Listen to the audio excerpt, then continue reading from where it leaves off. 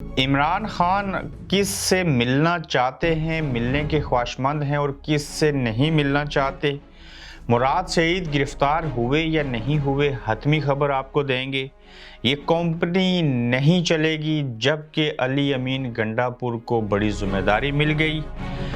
इमरान खान के खिलाफ बयानिया नाकाम कैसे हुआ और कौन किस से ज़बरदस्ती मिलना चाहता था। आज वज़ीर आज़म ने तुर्किया में क्या किया और ये ट्विटर के ऊपर टॉप ट्रेंड क्यों बना, इन नुकात के ऊपर आपसे बात करेंगे। अस्सलाम वालेकुम, आप देख रहे हैं गोरखधंधा अबरार कुरैशी, आपसे मुखातिब हूँ।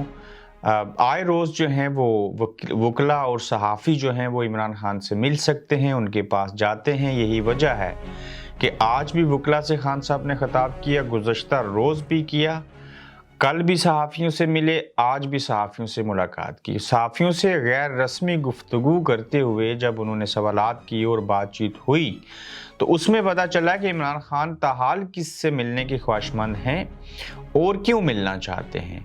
खान साहब ने सहाफ़ियों को बताया कि मैं तो किसी सूरत आसिफ अली जरदारी और शहबाज शरीफ से तो नहीं मिलूँगा, और ये तो पपेट हैं उन लोगों की, और मुझे पता है कि असल ताकत जो है वो किसके पास है और ये सारा खेल कौन खेल रहा है।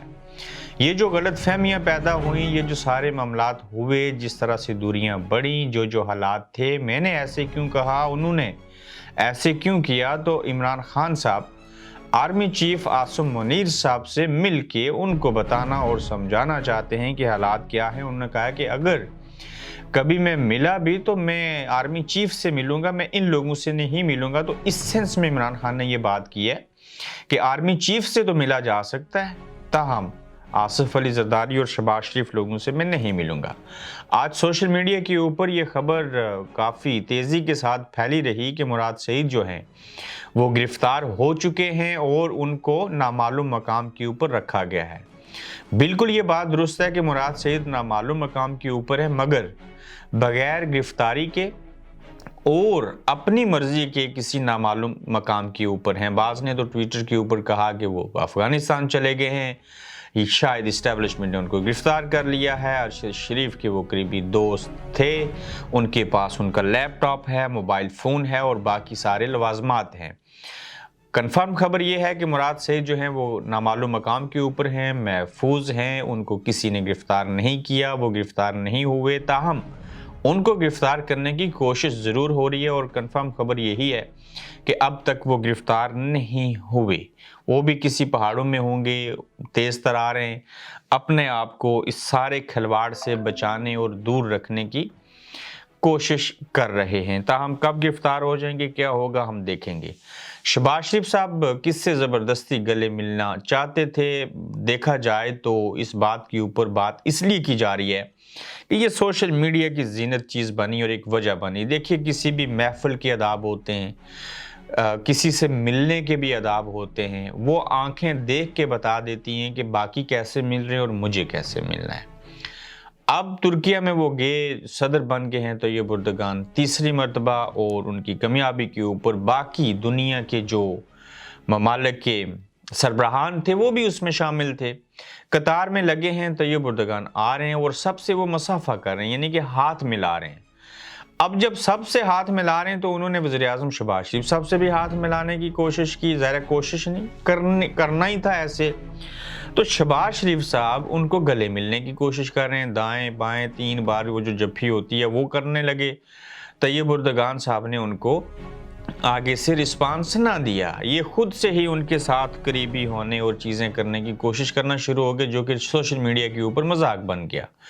अगर बाकी हाथ मिला रहे हैं तो आप भी उनके साथ हाथ मिलाइए, आगे गुजर जाए, उनसे मिलें। और जब शहबाज शरीफ से पहले 3 लोगों से मिले तो तैयब एर्दोगान ने हाथ मिलाया, शहबाज शरीफ ने गले मिलने की कोशिश की, जिसको उन्होंने नज़रअंदाज किया। उन्होंने ऐसी कोई हरकत नहीं की तैयब एर्दोगान ने कि वो तासर देंगे मैं भी उनसे गले मिल रहा हूँ। जब शहबाज शरीफ साहब के बाद तैयब एर्दोगान फिर मिले तो उनके साथ मौजूद जो नेक्स्ट बंदा था वो भी उनसे सिर्फ हाथ मिला रहा है। तो ये प्रोटोकॉल होता है, चीज़ें होती हैं, सारा कुछ होता है। और इस चीज़ को वजह बना के लोगों ने कहा कि देखिए हमारे वज़ीर आज़म का क्या हाल है, जब भी तुर्किया में गए हैं उनके साथ कोई ना कोई चीज़ हुई है।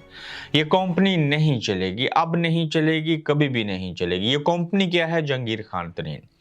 وہ اس لیے کہ سیانے لوگ یہ کہہ رہے ہیں، تجزیہ نگار یہ کہہ رہے ہیں، جو سینئر سیاستدان ہیں وہ بھی یہ کہہ رہے ہیں کہ یہ جہانگیر خان ترین صاحب جو ہیں وہ اب تک کسی بڑے آدمی کو توڑ کے پاکستان تحریک انصاف سے اپنے ساتھ نہیں ملا سکے۔ کل کے دوست آج کے دشمن، اور سیاست ویسے بھی بے رحم کھیل ہے۔ نو ڈاؤٹ کہ تحریک انصاف کے لوگوں کو بڑی تعداد میں لوگوں نے چھوڑا۔ ایون یہ بات بھی درست تھی کہ فواد چودھری سے رابطہ کیا جہانگیر خان ترین نے۔ آج میں آپ کو کنفرم کر رہا ہوں کہ فواد چودھری نے انکار کر دیا ہے جہانگیر خان ترین سے کہ میں آپ کے گروپ میں شامل نہیں ہوں گا۔ وہ تھوڑی دیر میڈیا پہ آئے، پہلے سیاست سے ریٹائرڈ ہوئے تھے فواد چودھری، اب تھوڑے سے خاموش ہیں اور اندرون خانہ ایک نئی جماعت بنانے کے اصول کے لیے کوشش کر رہے ہیں، چونکہ ان کے پاس سنہری موقع ہے کہ کاف لیگ کی طرح کی ایک پارٹی بنا لی جائے، ادھر سے اور لوگ بھی شامل ہیں۔ تو اب جہانگیر خان ترین صاحب کی کمپنی نہیں چل سکے گی، وہ کسی بڑے کو اپنے ساتھ نہیں ملا سکے۔ اب دیکھیے کہ پرویز خٹک صاحب نے صدارت چھوڑی، یہ واحد کے پی کے سے تھے جنہوں نے پارٹی بدلی، اور اس سے قبل بھی یہ پارٹیاں بدلتے رہے، لیکن عمران خان صاحب کے بھی بہت قریبی تھے اور خاص کر اسٹیبلشمنٹ کے بھی قریبی تھے۔ جس طرح کی انہوں نے پریس کانفرنس کی، اب تک لگتا ہے کہ وہ پہلے سے ذہن بنا کے نہیں بیٹھے تھے۔ 53 سیکنڈ کی پریس کانفرنس انہوں نے ایک طرح سے زور زبردستی میں کی، جیسے باقیوں نے بھی کی، چاہے وہ ابرار الحق ہوں یا باقی لوگ ہوں، دل سے وہ نہیں چھوڑنا چاہتے تھے۔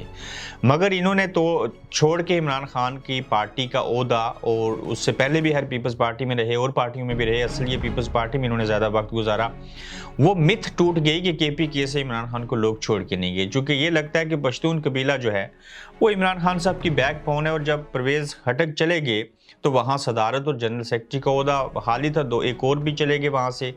تو ایسی صورتحال میں علی امین گنڈا پور جو کہ مولانا فضل الرحمان صاحب سے الیکشن جیتے ہوئے، ان کو صدر بنا دیا گیا کے پی کے، پاکستان تحریک انصاف کا۔ تو اس طرح سے علی امین گنڈا پور صاحب جو ہیں ان کو ایک ذمہ داری مل گئی ہے، دیکھتے ہیں کہ وہ آگے گرفتار ہو کہ وہ بھی چھوڑ دیں گے یا کیا چیزیں ہوں گی، لیکن یہ تو حال ہی میں پکڑے گئے تھے، اس کے باوجود ان کی نیت، ارادے اور باقی چیزیں نہیں بدلی، جبکہ ان کے سر کے بال بھی مون دیے گئے تھے، کاٹ دیے گئے تھے۔ آپ دیکھیے کہ کیا عمران خان کے خلاف جو بیانیہ ہے وہ بک سکا؟ نہیں، اس کی دھجیاں بکھر گئیں، اور اس وجہ سے بکھریں کہ اس کی میں بے شمار مثالیں دے سکتا ہوں۔ نہ یہ ان کو چور ثابت کر سکے، نہ یہ ان کو دہشت گرد ثابت کر سکے، نہ یہ ان کو غدار ثابت کر سکے۔ ہاں، جو 9 مئی کے واقعات تھے اس کے اوپر خان صاحب نے ٹویٹ بھی کیا ہے کہ اگر عدالت یہ کہہ رہی ہے کہ یاسمین راشد صاحبہ اس طرح کے واقعات میں شامل نہیں ہیں، آپ ایویڈنس نہیں دے سکے، ساری چیزیں نہیں کی، اور عدالت نے ان کی ضمانت بھی دے دی، اس کے اوپر کوئی ثبوت بھی نہیں تھے، تو اس سے یہ ثابت ہوا کہ جو آپ نے 9 مئی کا بیانیہ بنایا تھا وہ جھوٹا تھا، وہ غلط ہے، وہ پی ٹی آئی کے حوالے سے نہیں ہے۔ تو عمران خان صاحب یہ کہتے ہیں کہ یہ بیانیہ جو ہمارے خلاف بنایا گیا تھا یہ ٹوٹ چکا ہے، جو کہ عدالت نے اس چیز کو غلط قرار دیا کہ یاسمین راشد صاحبہ تو اس میں شامل ہی نہیں ہے۔ پہلے کہا گیا جناح ہاؤس، پھر کہا گیا کور کمانڈر ہاؤس، نہ تو یہ جناح ہاؤس تھا، کور کمانڈر ہاؤس ضرور تھا، لیکن اس کی آپ نے حفاظت نہیں کی، چند لوگ 50 لوگ گئے، 30 لوگ وقفے سے جاتے رہے، ان کو سنبھالا نہ گیا، وہاں گراؤ جلاؤ ہوا، آگ لگا دی گئی، لوگ وہاں سے بکیں اٹھا کے لے کے گئے، باقی چیزیں لے کے چلے گئے، اور عدالتوں کی طرف سے آنے والا یہ فیصلہ کہ یاسمین راشد صاحبہ اور باقی 24 لوگوں کی بھی ضمانتیں ہو چکی ہیں، فارغ ہوئے ہیں اس سارے عمل میں سے، چونکہ ان کی شناخت نہیں ہو سکی۔ اب جو باقیوں کا آپ نے ریمانڈ لیا ہے، جس میں صنم جاوید ہیں، جس میں باقی لوگ ہیں، آج ایک خاتون جو ہیں پی ٹی آئی کی بڑی پرانی عمران خان کی ساتھی تھیں، ان کو بھی پکڑ لیا گیا، تو ان کا ریمانڈ تو لے لیا، آگے چل کے ان کے ساتھ کیا سلوک ہوگا، کیسی چیزیں کی جائیں گی وہ دیکھا جائے گا۔ تاہم اب تک 9 مئی کا جو بیانیہ ہے وہ دم توڑ چکا ہے۔ نو ڈاؤٹ یہ ملک کے اندر بہت بری چیز ہوئی، مذمت کرتے ہیں ہم اس چیز کی، کرنی بھی چاہیے، ایسا کبھی بھی نہیں ہونا چاہیے۔ اگر گراؤ جلاؤ ہی کرنا تھا، پہلی تو بات ہے ایسا ہونا نہیں چاہیے، پرامن احتجاج ہونا چاہیے، تو کہیں اور کر لیتے۔ اعتزاز احسن صاحب نے اسی دن کہہ دیا، حامد میر نے بھی انکشافات کیے کہ یہ کس نے کیا ہے، جن کو سیاست سے ریٹائرڈ ہونا ہے وہ ہو نہیں رہے، جو باقی سیاستدان ہیں ان کو سیاست سے ریٹائرڈ کیا جا رہا ہے۔ 9 مئی کے واقعات کے اوپر کوئی کمیشن نہیں بن رہا، کوئی پرائیویٹ کمیشن بنانے کی کوشش نہیں ہو رہی، الٹا اس چیز کو وجہ بنا کے عدالتوں کے اندر کیسز چلانے، فوجداری مقدمات چلانے، 152 جو آرٹیکل ہے آرمی کا اور اس کی شک 59 اور 60 کے تحت جو ہے وہ ٹرائل کرنے کی کوشش ہو رہی ہے۔ اس کے اوپر قومی سلامتی کمیٹی کا آئندہ جب بھی اجلاس ہوگا اس میں یہ چیزیں زیر بحث آئیں گی۔ پھر ملک کے معاشی حالات ایسے ہیں کہ وہ اجازت نہیں دیتے کہ کسی کو گرفتار کریں، نااہل کریں، انارکی پھیلے، چونکہ عوام اب تک خاموش ہیں۔ یہ جمود جب ٹوٹے گا تو پھر برسے گا۔ آخر کب تک عوام خاموش رہیں گے، کب تک یہ ظلم برداشت کیا جائے گا؟ لیکن اس سارے عمل کے دوران پاکستان تحریک انصاف کے سینکڑوں لوگوں کو توڑ لیا گیا، ٹوٹ گئے، بکھر گئے۔ اس سے قبل بھی یہ سیاستدان ایسے ہوتے رہے، ریشو کم تھی۔ جس تیزی سے پاکستان تحریک انصاف میں آئے، اسی تیزی سے ان کی وکٹیں بھی گر گئیں۔ مگر پاکستان کے عوام جو ہیں وہ روزانہ کی بنیاد کے اوپر ہم نے خود دیکھا اور سنا کہ ان کا جو عمران خان کے ساتھ لگاؤ ہے، جو سمجھ ہے، جو شعور ہے، اس کو جو بھی نام دے دیں، وہ اس سے پیچھے نہیں ہٹ رہے۔ وہ آج بھی یہ سمجھتے ہیں کہ عمران خان حق پہ ہے، اس کو حقیقی آزادی کا جو نعرہ ملا، جو ہمیں کہا گیا، وہ حقیقی آزادی اب تو اور زیادہ چاہیے۔ کس سے چاہیے؟